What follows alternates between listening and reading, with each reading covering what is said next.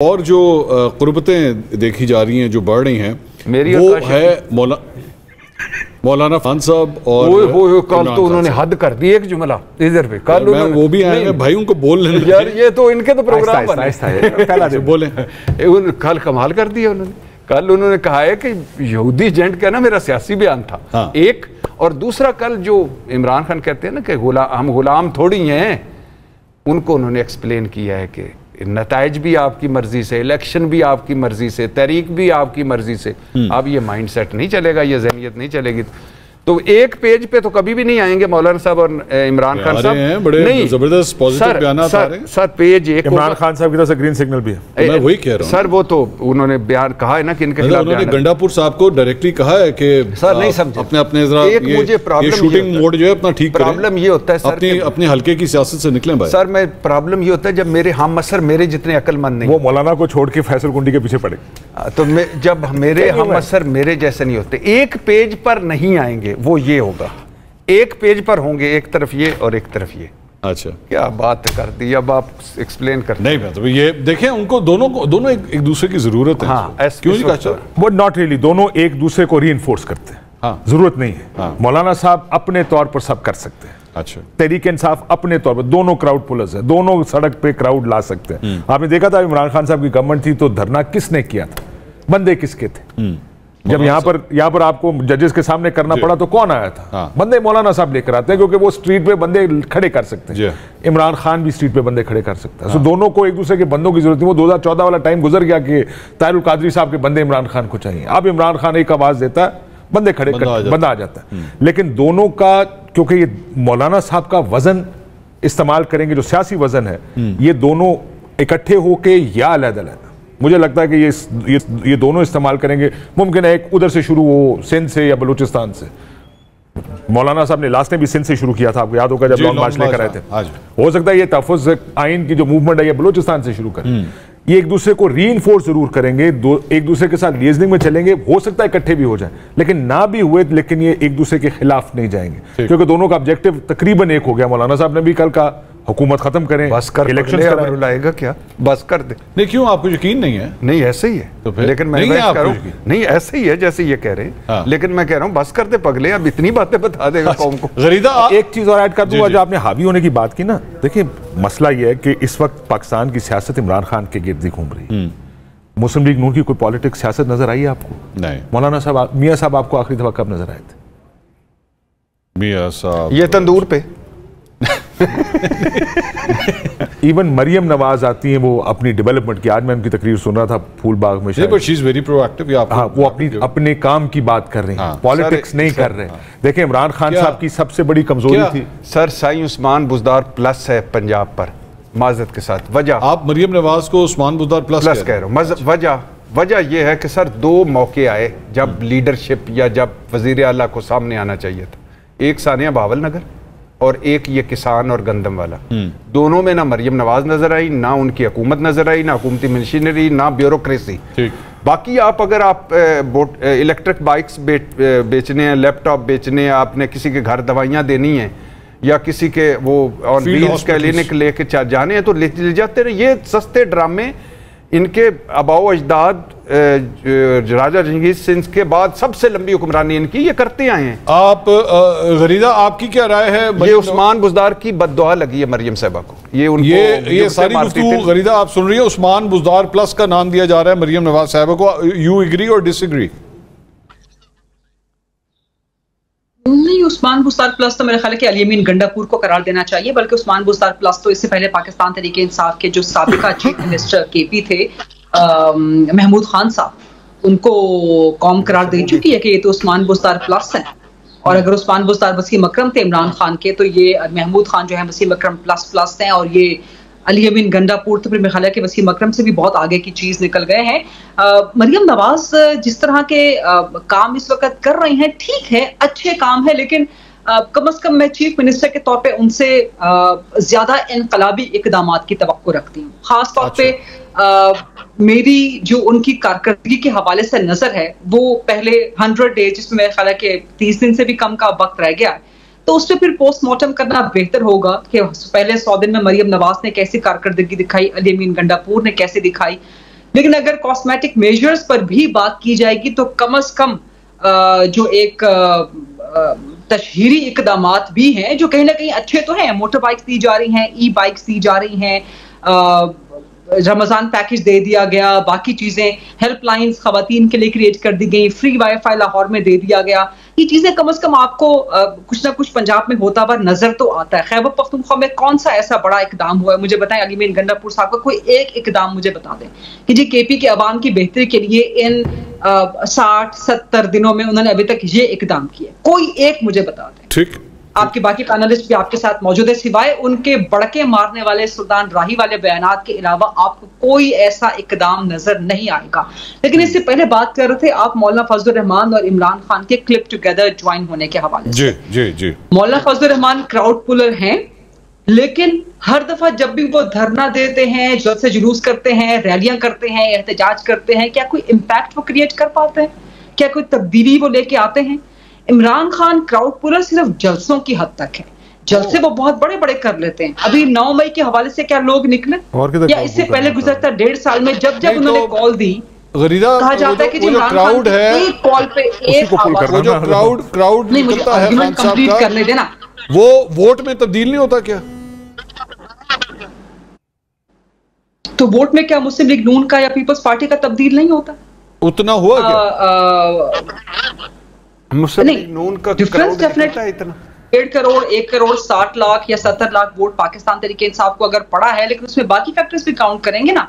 पाकिस्तान तहरीक इंसाफ के कैंडिडेट्स बनिस्बत बाकी जमातों के, मुस्लिम लीग नून का सिंध में कोई कैंडिडेट नहीं था, कराची में कोई कैंडिडेट नहीं था, पाकिस्तान तहरीक इंसाफ के कैंडिडेट्स थे। ठीक है, अगर वो नहीं जीते यहाँ से, केपी में कोई कैंडिडेट था मुस्लिम लीग नून का या पीपल्स पार्टी, वो किसी ने रोका तो नहीं था ना। नून लीग को ने अगर कैंडिडेट नहीं खड़े किए तो वो उनकी अपनी मर्जी है। पीटीआई के पास कैंडिडेट थे, उन्होंने खड़े किए, मैदान में घोड़े दौड़ाए, ये तो किसी ने मना तो नहीं। और ऐसे ऐसे घोड़े दौड़ाए जो आज तक कभी दौड़ के अंदर आए नहीं थे, पहली दफा रेस लगा रहे थे। 1.5 करोड़ 1 करोड़ 60 लाख वोट मैं बहुत दफा आपके प्रोग्राम में कह चुकी हूँ, लेकिन ये उस आर्ग्यूमेंट से डिविएट हो जाएगा जो मैं कहना चाह रही थी। इमरान खान को हमेशा सहारे की जरूरत पड़ती है। अब मौलाना फजलुर रहमान का सहारा ढूंढ रहे हैं, इससे पहले ताहिरुल कादरी का सहारा वो ढूंढ रहे थे। 2014 में बंदा उनका एक नहीं निकला, सारे बंदे उनके ताहिरुल कादरी साहब के थे।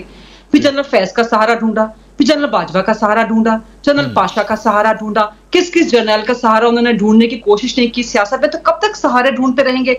अब वो जनरल आसिम मुनीर का और जनरल नदीम अंजुम का सहारा ढूंढते फिर रहे हैं जो उनको मिल नहीं रहा। वो कहते हैं जी मुज़ाकरात करूंगा, मैं बात करूंगा तो सिर्फ एस्टैब्लिशमेंट से करूंगा। ये किस किस्म का मकबूल लीडर है? मुझे ये बताएं कि आपको अपनी अवामी ताकत पर ही यकीन नहीं है। आप कहते हैं जी, आपका बयानिया सारा दिन यही पिट रहा होता है कि जी मैं सबसे मकबूल लीडर हूं, मैं मकबूल खान न्याजी हूं, मेरे पास वोट सबसे ज्यादा है, पूरा पाकिस्तान 25 करोड़ का मेरे पास है। चलें ठीक है, पूरा 25 करोड़ का पाकिस्तान आपके साथ है, तो आप फिर एस्टैब्लिशमेंट के मिन्नत करने क्यों करते फिर रहे हैं? मैं बात करूंगा तो आपसे करूंगा। टाइम है, ये फिर किस किस्म की सियासत है? पहले में यानी सहारा बड़ा खूबसूरत लफ्ज है। सहारा इतने उसने सारे ढूंढे कि जो सबसे बड़ा सहारा खान था, आ जाओ खुशहाली आ गई, तरक्की आ गई, नवाज दो, वो बेसहारा हो गया। जिस दिन वो तंदूर पर खड़े थे, उस दिन सऊदी वजीर खारजा भी आया हुआ था। तो जिस बंदे ने सऊदी वजीर खारजा के साथ बैठकर मुल्क के मामला डिस्कस करने थे, वो तंदूर पर खड़ा होकर रोटियों के वेट कर रहा था। ये होता है बेसहारा करना। दूसरी बात है, जब सहारों की बात आए तो जनरल हमीद गुल का सहारा भी आता है, IGI का भी, जब उसके बाद ज़िया उल हक साहब का भी सहारा आता है, उसके बाद ये लंदन में सहारा आता है, उसके बाद वापसी सहारा आता है। जन बाजवा साहब और जन फैज़ हमीद को तो इनको बुरा कहना ही नहीं चाहिए। उनकी मदद से ही तो गए हैं बाहर। यानी ये जब ख्वाजा आसिफ साहब बता रहे हैं कि हम एस्टेब्लिशमेंट की मदद से बाहर गए थे, और ख्वाजा साहब ने कहा था कि हमें 2019 में बता दिया गया था पहले पंजाब ले लें फिर मरकज ले लें। सारे सहारे लेते हैं। हाँ नहीं, बड़ा सहारा खान और बड़ा चेता सहारा ज्यादा बड़ा किसने लिया है? नवाज शरीफ साहब, उमर खान साहब ने उमर भर बेनजीर भुट्टो साहबा से लेकर बिलावल भुट्टो तक सारे एक ही तो करते हैं कि ये हम जाते हैं हमें रिलीफ नहीं मिलता, ये जाते हैं। ये इस निज़ाम के आखिरी जुमला के सबसे बड़ा सहारा खान और सबसे बड़ा जो चेता खान है मियां मोहम्मद नवाज शरीफ है। नून लीग ने गलतियां की और दूसरी बात ये है कि उन्होंने अपनी गलतियों की माफी भी तो मांग ली ना। हाँ, मकबूल खान नहीं रहा, माफी मांगी है, उन्होंने कहा माफी मांग ली जो बाजी के अंदर गलती है। किस बात एक माफी रहेगी को केड़ी 224 दी। ये तो कहते हैं भट्टी साहब को रिक्वेस्ट है, मैं सुनना चाहूंगी उनके मुंह से कि इमरान खान किसने माफी मांगी के सहारे ढूंढ रहे हैं। नून लीग और पीपल्स पार्टी ने ना चार्टर ऑफ डेमोक्रेसी करके नहीं भट्टी साहब सवाल माफी मांगी, तो फिर क्या किया? उस माफी के बाद क्या हुआ? ये डिबेट आप की बात सुन लें गरीजा, सॉरी दोबारा रिपीट करें। अच्छा, क्या कहें? मैंने कहा कि ठीक है, नून पीपल्स पार्टी ने तारीखी तौर पर सहारे लिए हैं, तारीख का हिस्सा है वो, इस पर नदामत का इजहार भी करते हैं, शर्मिंदगी भी करते हैं। कब नवाज शरीफ साहब ने निदामत का इजहार नहीं, उन्होंने कहा 2024 की रहेगी। इमरान खान नहीं, आसिफ साहब ने कहा हमने ज़ियाउल हक साहब का साथ दिया, माफी नहीं, नवाज शरीफ साहब की बात करो। ख्वाजा आसिफ साहब के तो छोड़े, उनके तो वालिद साहब चेयरमैन थे मजलिस शूरा के, इसलिए उनका तो छोड़े ना। कब नवाज शरीफ साहब ने कहा है कि हम माजरत चाहते हैं कि हमने जब जुनेजो के साथ खड़ा होना था ज़ियाउल हक के साथ खड़े हो गए? कब नवाज शरीफ साहब ने कहा है कि IGI गलत बनाई? कब नवाज शरीफ साहब ने कहा है असगर खान केस गलत है? कब नवाज शरीफ साहब ने कहा है मैं एस्टेब्लिशमेंट की मदद से गया गलत है, मैं एस्टेब्लिशमेंट से वापस आया गलत है? कब नवाज शरीफ साहब ने कहा मुझे मशकूक सीट मुबैना तौर पर जीत के दी गलत है? कब कहा? अब मैं जरा काशिफ साहब से पूछ लूं। नहीं, वैसे मैं आपसे सवाल कर रहा हूं। नहीं बुरी बात है। नहीं, आपसे एक सवाल है कि आप मुझे जिस दिन प्रोग्राम करेंगे ना मुझे बुला लीजिएगा फिर। नहीं, मेरा एक सवाल है, एक संजीदा सवाल है कि कब नवाज शरीफ या शहबाज शरीफ साहब ने माफी मांगी है पब्लिकली? 2024 के इलेक्शन की मैं बात नहीं कर रहा, इससे पहले की नहीं मांगे। ख्वाजा आसिफ साहब ने कह दिया, शाद भट्टी ने कह दिया। कौन सी मांगी? मैं अगर आप कंपैरिजन कर रहे हैं तो वो तो ठीक कर रहे हैं आप, लेकिन अगर आप कह रहे हैं कि सिर्फ एक बात करनी है, हमारा प्रॉब्लम ये है कि जब मैंने बात की ना मरियम नवाज साहब आप उस्मान बुज़दार प्लस हैं, तो वो चली गई महमूद खान पर। अभी वो थे, अगर मरियम नवाज का मुकाबला आपने महमूद खान और अली अमीन गंडापुर से करना है तो फिर खत्म कर दो। ठीक, किससे करें? फिर तो आप बताएं। मरियम नवाज का तो मुकाबला करना चाहिए नवाज शरीफ साहब का। नवाज शरीफ वजीर आला। अच्छा, अब आपको पता है आप इवन ये कंपैरिजन करके भी जो है आप नवाज शरीफ साहब का स्टेचर ऊपर कर रहे हैं कि यार अगर करना है तो फिर नवाज शरीफ के साथ। हाँ, यानी वो शुरू से यही बताया था ना कि नवाज शरीफ से बेहतर वजारत आला करेंगी, अपने चाचा से बेहतर करेंगी, इनकलाब ले आएंगी पंजाब में।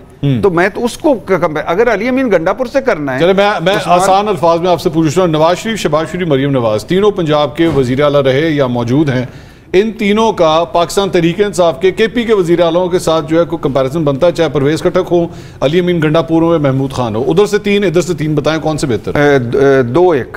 2-1 से परवेज खटक को मैं रेट करूंगा बेहतर। नहीं, ठीक है। और बाकी शहबाज शरीफ और नवाज शरीफ। अच्छा, एज ए CM आप इन तीनों को बेहतर कंसिडर करते? दो, नवाज शरीफ, शहबाज शरीफ और परवेज खटक। इन तीनों में से सबसे बेहतर कौन? शहबाज शरीफ मुझे लगता है। अच्छा, ये बहुत बड़ी बात है। नहीं, मैं तो बहुत बड़ी बात है कि CM पंजाब हमेशा उनको रेट करता हूं, परवेज इलाही और उनको दो ही तो CM। ठीक है, बहुत बड़ी बात है ये। काशिफ अब्बासी साहब जो है वो चूंकि बहुत देर के बाद किसी प्रोग्राम में तशरीफ लाए हैं, अभी भी खुल के नहीं खेल रहे क्योंकि उनको आदत नहीं है गेस्ट के तौर पे बैठने की। वो यार अब मैं क्या, जो अपना टाइम था वो भी आपका यार अपने प्रोग्राम में भी आप उनका टाइम मैं छोड़ जाए, हम दोनों उठ जाए। नहीं, वो आप बड़ी देर के बाद कायदे आज़म के साथ गए हुए थे मुल्क फतह करने, क्या होगा? तो वो क्या मतलब आप अपने एंकर आपस में खेलते रहते हैं? कंपीटिंग पॉलिटिकल मुकालमे में तो मैं हिस्सा भी नहीं बनना चाहता। देखें, हम यहाँ पर किसी पार्टी का ब्रीफ लेकर क्यों चलते हैं? ये थोड़ी है कि ये गलत है, ये ठीक।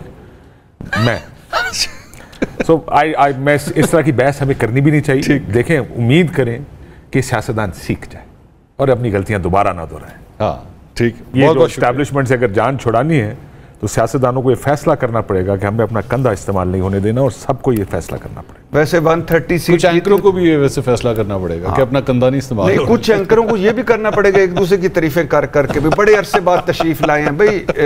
वो उधर काली माता के पास गए हुए थे सर, क्या करने लगे? अब ये आप दोनों का इधर आ गए। अब ये आप दोनों का मामला है। बहुत शुक्रिया, बहुत शुक्रिया भाई, बहुत शुक्रिया यार। नहीं, मैं बाइक नहीं, बस शहबाज भट्टी साहब आपका बहुत शुक्रिया, काशिफ अब्बासी साहब thank you so much, Girija Farooqui साहब आपका भी बहुत शुक्रिया। नाज़रीन, ये जो पैनल आज हमारे साथ मौजूद था, ये